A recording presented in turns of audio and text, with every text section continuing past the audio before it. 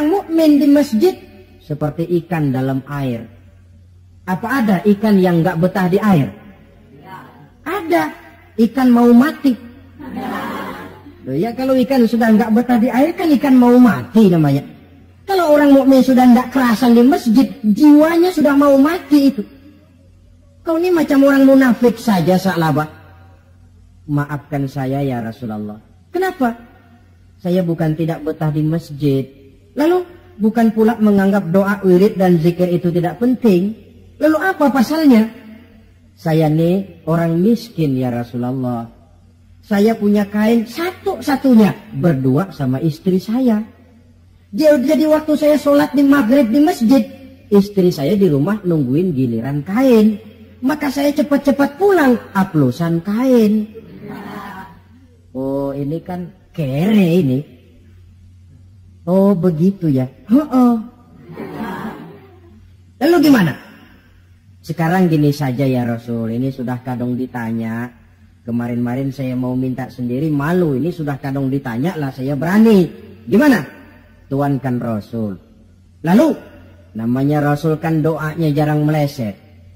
Jadi, tolonglah doakan kepada Allah supaya saya jadi orang kaya.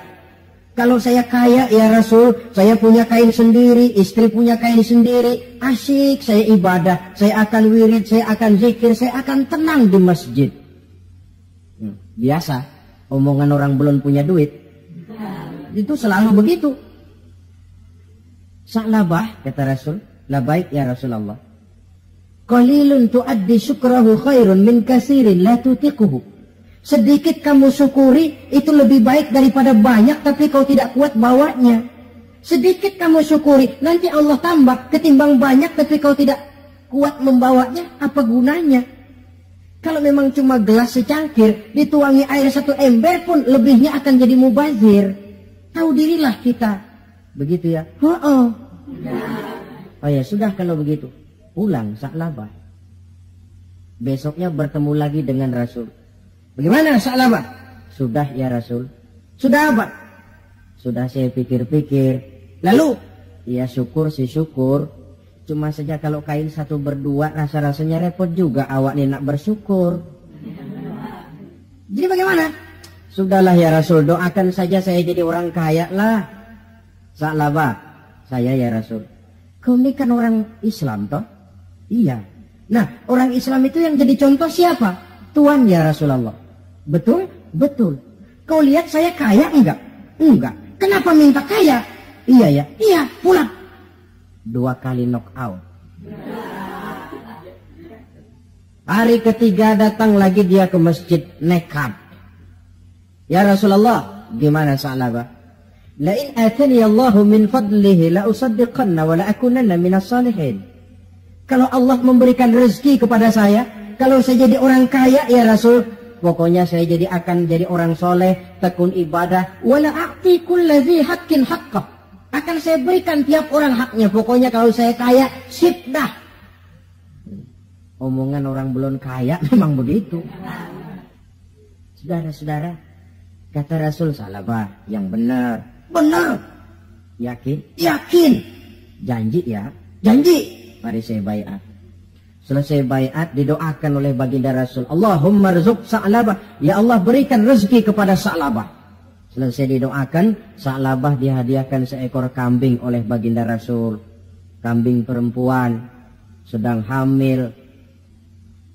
Malah nggak ada suaminya lagi. Ya nggak apa-apa kambing. Saya ini cerita kambing. Kambingnya hamil nggak ada suaminya. Kambing. Yang orang jangan tersinggung loh, saya ngomong kambing. Sa'labah, kau bawa pulang kambing ini, kau pelihara, mudah-mudahan membawa berkah. Baik ya Rasul. Dibawa pulangnya kambing itu, dirawatnya baik-baik. Lalu lahiran kambing itu, 1 jadi 2, 2 jadi 3, 3 lahir lagi jadi 5, 5 jadi 7, 7 jadi 10, 10 jadi 15. Makin lama makin banyak kambingnya, makin sibuk. Datang sholat mulai terlambat. Kalau tadinya belum azan sudah datang ke masjid, sekarang sudah qomat baru nongol. Lambat laun sholat 5 waktu tidak kelihatan di masjid, kelihatan cuma Jumat saja. Itu pun kalau khatib sudah naik mimbar dia baru datang. Rasul bertanya, kemana Sa'labah? Sibuk ya Rasul, kambingnya makin banyak sekarang, ngembalaknya keluar kota. Ya wailah Sa'labah. Aduh, kasihan Sa'labah. Aduh, celaka Sa'labah. Sampai Jumat pun tidak kelihatan di masjid. Kelihatan paling-paling cuma Idul Fitri sama Idul Adha. Sholat tahunan.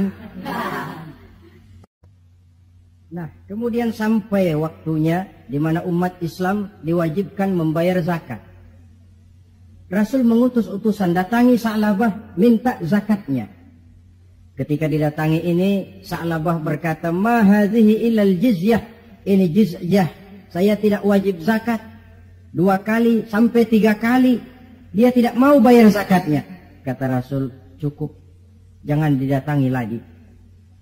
Kemudian turunlah ayat, wa minhum man ahadallaha la in atani Allahu min fadlihi la usaddiqanna wa la akunanna minas salihin.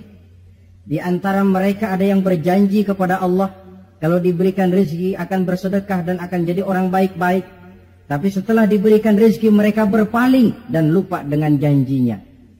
Ayat ini disampaikan orang kepada Sa'labah. Sa'labah baru saja turun ayat bunyinya begini-begini. Rasanya ayatnya nyindir sampean ini. Ah, enggak ah. Habis siapa lagi yang punya mental macam ini? Dia sadar, cepat-cepat dia datang menghadap baginda Nabi, hendak bayar zakat. Kata Rasul, cukup Sa'labah. 3 kali utusanku datang, kau tidak mau bayar, sekarang bawa pulang lagi. Sampai Rasul wafat. Akhirnya Sa'labah mengalami kebangkrutan di zaman Sayyidina Utsman bin Affan. Tengoklah riwayat Sa'labah ini. Ketika diuji dengan kemiskinan, dia lulus. Rajin ibadah, dekat dengan Rasul. Tapi ketika diuji dengan kekayaan, dia lupa diri dan jatuh menjadi orang yang bakhil. Saudara-saudara, itulah sebabnya kita berharap mudah-mudahan bencana yang menimpa bangsa kita akhir-akhir ini, entah itu merupakan gempa di Tarutung, tanah longsor di Padang Panjang, banjir di Bengkulu, kebakaran di Pasar Mercubuana, Medan, kebakaran di Pasar Anyar, Bogor. Kita berharap itu merupakan ujian saja. Ujian yang harus kita terima dengan sikap mental inna lillah wa inna ilaihi raji'un.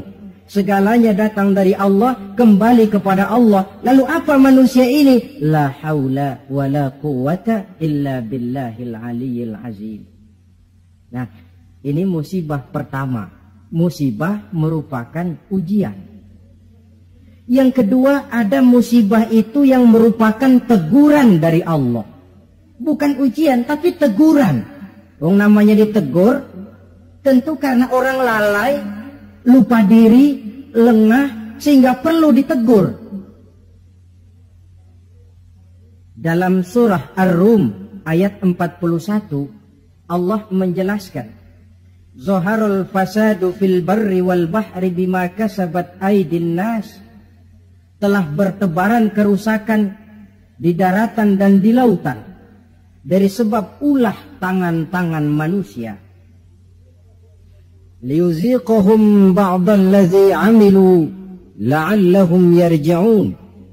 Agar Allah memberikan kepada mereka sebagian daripada balasan akibat ulah tangan mereka sendiri. Mudah-mudahan dengan balasan dan teguran-teguran ini mereka kembali sadar, ingat diri, dan bertaubat kepada Allah Subhanahu wa ta'ala. Telah bertebaran kerusakan di daratan dan di lautan dari sebab ulah tingkah pola tangan manusia. Di awal tadi sudah saya coba jelaskan sepintas. Kemajuan ilmu dan teknologi modern ternyata tidak selamanya punya dampak positif. Juga dia punya dampak negatif yang berakibat kepada kehidupan manusia sendiri. Satu contoh misalnya, sekarang ini kan orang mulai membuat apa yang disebut dengan rumah kaca. Kalau saudara berjalan melihat bangunan-bangunan tinggi, kan sudah ada yang seolah-olah semuanya ditutup dengan kaca. Memang di lain pihak akan mengurangi penggunaan sumber daya alam, yang baku. Tapi di lain pihak, rumah kaca ini akan menaikkan suhu udara. Akibatnya, permukaan air laut akan naik karena mengembangnya air laut. Dan jangka panjangnya, melelehnya es di kutub. Akibatnya, kota-kota yang berada di pantai-pantai yang rendah banyak mengalami erosi dan pencemaran air. Misalnya Jakarta, Bangkok, New York. Tahu New York? Pernah ke New York? Ke New York belum pernah? Sama. Lalu percobaan nuklir, taruh kata di bawah tanah. Tapi efek negatifnya tadi saya katakan, rusaknya lapisan ozon di atmosfer sana, di daerah Antartika, yang akan menghilangkan perlindungan makhluk hidup terhadap sinar ultraviolet dari matahari. Akibatnya, frekuensi penyakit kanker makin meningkat. Keperluan akan bahan bakar menyebabkan manusia menebangi hutan semrawut. Erosi timbul, banjir melanda. Di lain pihak gurun-gurun Sahara makin meluas. Sedangkan dunia, bumi yang kita tinggali ini bukan satu wujud yang tanpa batas.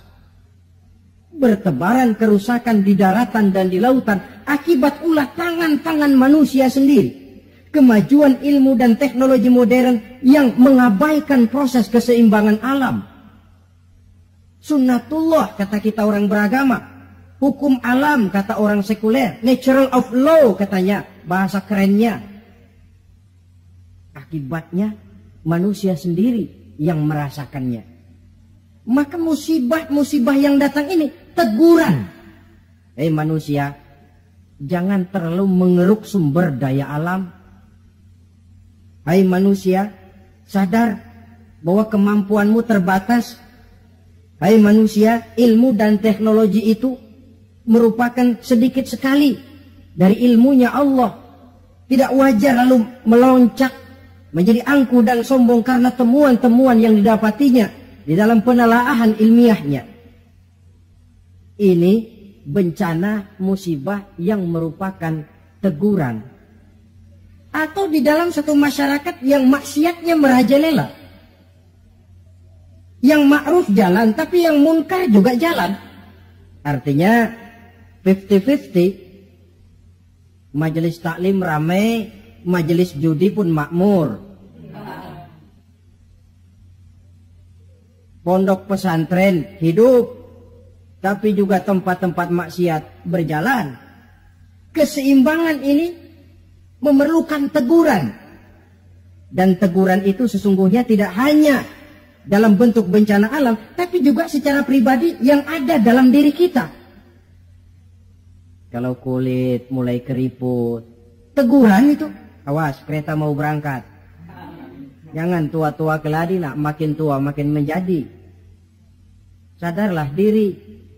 Kalau uban sudah bertabur, kalau pandangan sudah lamur, kalau pendengaran sudah kabur, kalau makan pun cuma kuat makan bubur, tandalah tuh sudah dekat ke lubang. Awas kereta mau berangkat. Teguran yang datang menimpa diri dalam bentuk yang luas yang merupakan bencana alam, musibah dan sebagainya. Ini bentuk yang kedua, bencana merupakan teguran. Bentuk yang ketiga, ada bencana itu, musibah itu yang merupakan azab dari Allah. Dalam surah Ali Imran ayat 112 Allah subhanahu wa ta'ala menjelaskan, Duribat alaihimu dhillatu aynama thuqifu. Dimanapun mereka berada, mereka akan ditimpa oleh kehinaan. Illa bihablim minallah wa hablim minan nas. Kecuali mereka yang teguh berpegang dengan tali Allah, agama ini, wa hablim minan nas, dan tali hidup bermasyarakat. Waba'u bighadabim minallah, mereka akan mendapat murka dari Allah. Waduribat alaihimul maskana, juga ditimpakan kehinaan dan kerendahan kepada mereka. Apa penyebabnya? dzalika bi annahum kanu yakfuruna bi ayatillah wa yaqtuluna al-anbiya'a bighairi haqq dzalika bima 'asaw wa kanu ya'tadun. Ada 4 penyebabnya menurut Ali Imran ayat 112 ini. Kenapa ditimpakan kehinaan, kerendahan? Lahir di tengah negara Katulistiwa, bagaikan jamrut mutiara, daerahnya subur makmur, hijau ranau, gemah ripah loh jenawi. Tapi kadang-kadang tertimpa kelaparan, tertimpa ketakutan. Apa penyebabnya? 4 penyebab utama. Pertama, yakfuruna bi ayatillah. Mereka ingkar dengan ayat-ayat Allah. Baik ayat yang terucap oleh Allah yang kita namakan wahyu, Al-Quran, atau ayat yang tercipta oleh Allah, alam ini. Mereka ingkar, mereka ambil manfaat dari alam, mereka kuras alam, tapi mereka tidak pernah syukur kepada Sang Pencipta alam. Kalau bahasa kasarnya kira-kira Tuhan kan jengkel. Bumi gue aja lu manfaatin, gue nya lu nggak mau sembah. Ingkar, kafir kepada ayat Allah. Itu yang mendatangkan musibah. Dijelaskan dalam An-Nahl 112. Wa daraballahu masalan qaryatan kanat aminatan mutmainnah. Allah memberikan satu contoh tentang kampung, kota, negara yang aman, tenang, tentram, damai. Ya'tiha rizquha ragadan min kulli makan. Rizkinya datang dari arah manapun saja. Apa saja ditanam tumbuh menghasilkan buah yang bermanfaat. Air mengalir dengan jernih. Sawah terhampar luas, hijau menguning. Rempah-rempahnya tidak terkira lagi. Fakafarat bi'an'umillah. Tapi penduduknya ingkar kepada nikmat Allah. Apa yang terjadi? Fa'azaqahallahu libasal ju'i wal khauf bima kanu yasna'un. Akibatnya Allah hantam mereka dengan kelaparan dan ketakutan dari sebab ulah mereka sendiri. Jadi musibah yang merupakan azab itu datang, penyebab pertamanya orang kufur kepada ayat-ayat Allah. Baik yang terucap oleh Allah, yaitu wahyu, atau kufur kepada ayat yang tercipta oleh Allah, yakni alam yang terbentang ini. Penyebab yang kedua, wa yaqtuluna al-anbiya'a bighairi haqq. Mereka membunuh para nabi tanpa alasan yang benar. Membunuh nabi. Loh Pak, zaman sekarang kan nggak ada nabi, bagaimana kita mau membunuh nabi? Memang zaman kita tidak membunuh nabi secara fisik karena nabinya tidak ada. Tapi menginjak-injak ajarannya, meletakkan ajarannya di bawah rasio, itu kan sudah membunuh Nabi. Buat apa kita agungkan namanya kalau kita injak ajarannya? Buat apa kita sebut dan kita sanjung dia kalau kita belakangi perintahnya? Membelakangi para Nabi. Itu sudah pembunuhan kepada para nabi, pembunuhan gaya modern zaman kita sekarang ini. Muhammad itu manusia biasa. Sebagai manusia kan dia bisa salah. Karena itu yang mutlak cuma Quran. Hadis, sunnah itu bikinan nabi saja, itu kan sejarah. Jadi sumber agama cuma Quran. Muncullah orang-orang yang ingkar sunnah. Itu kan juga membunuh nabi. Wa yaqtuluna al-anbiya'a bighairi haqq. Sebab yang kedua. Adapun sebab yang ketiga, dzalika bima asaw. Perbuatan maksiat yang merajalela, dikerjakan terang-terangan. Agama memerintah amar ma'ruf nahi munkar kan? Tapi yang dia kerjakan amar munkar nahi ma'ruf. Tebulak. Terbalik. Amar munkar nahi ma'ruf. Yang munkar malah dianjurkan, yang ma'ruf yang baik-baik malah dicegah. Yang munkar dianjurkan, bahkan diberikan iming-iming akan mendapat hadiah sekian ratus juta, akan ini akan itu. Yang munkar diiming-iming, yang ma'ruf malah dihalang-halangi. Pengajian sulit, dakwah kadang-kadang mengalami posisi yang tidak diharapkan. Akibatnya ya prinsip yang terbalik, namanya amar munkar nahi ma'ruf.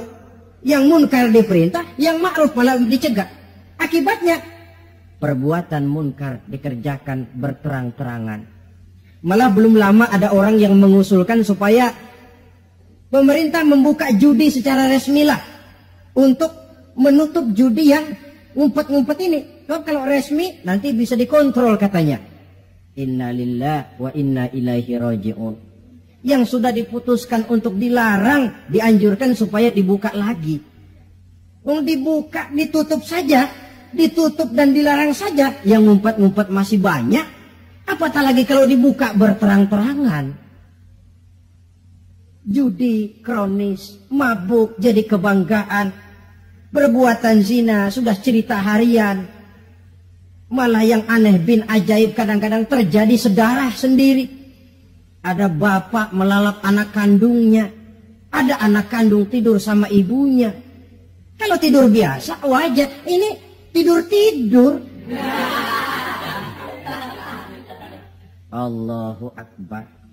Perbuatan maksiat yang merajalela mengundang azab. Yang keempat, penyebab yang keempat, wa kanu ya'tadun. Mereka benar-benar telah melampaui batas. Yang kaya melampaui batas, menumpuk kekayaannya. Beli gunung, beli laut, beli langit kalau bisa. Ya'tadun, perbuatan yang melampaui batas. Nah, yang kita khawatir kalau musibah yang menimpa ini merupakan azab, tinggal kita introspeksi dan mawas diri saja. Saya mendapat kesulitan, musibah ini kira-kira ujian, teguran, atau azab. Kalau musibah menimpa orang kafir, azab. Kalau dia menimpa orang baik-baik, ujian. Kalau dia menimpa orang baik yang berbuat dosa, teguran. Jadi jangan kita sholat saja tidak pernah, puasa tidak pernah, dapat musibah lalu bilang saya lagi diuji oleh Tuhan. Bukan diuji, itu lagi dikasih perskot. Panjer nih, perskot azab, kontannya di akhirat nanti. Saudara-saudara kaum muslimin yang berbahagia, sebagai uraian penutup, apa kunci menghadapi musibah-musibah ini? Dilihat dari segi agama. Saya kemukakan sebuah hadis qudsi yang diriwayatkan oleh Imam Baihaqi dari Anas. Saya kutip dari kitab Mukhtarul Ahadits An-Nabawiyah. Allah Subhanahu wa taala berfirman dalam hadis qudsi ini, "Inni la ahammu bi ahlil ardi azaban." Kadang-kadang kata Allah, aku hidup bumi ini. Jadi kalau logika kita, kalau melihat tingkah pola manusia ini aku gregetan kata Allah. Pengen aku tumpahkan saja azab kepada mereka, sudah biar habis semua. Inni la ahammu bi ahlil ardi azaban. Kadang aku ingin menghantam mereka dengan azab. Falamma nazartu ila ummari buyuti. Tapi kalau aku melihat, kata Allah, orang-orang yang memakmurkan rumahku. Siapa orang yang memakmurkan rumah Allah itu? Orang yang rajin memakmurkan masjid. Kalau aku lihat itu, kata Allah, wal mutahabbina fi, dan orang yang saling cinta mencintai karena aku, kata Allah, wal mustaghfirina bil ashar, orang-orang yang melakukan istighfar mohon ampun kepada Allah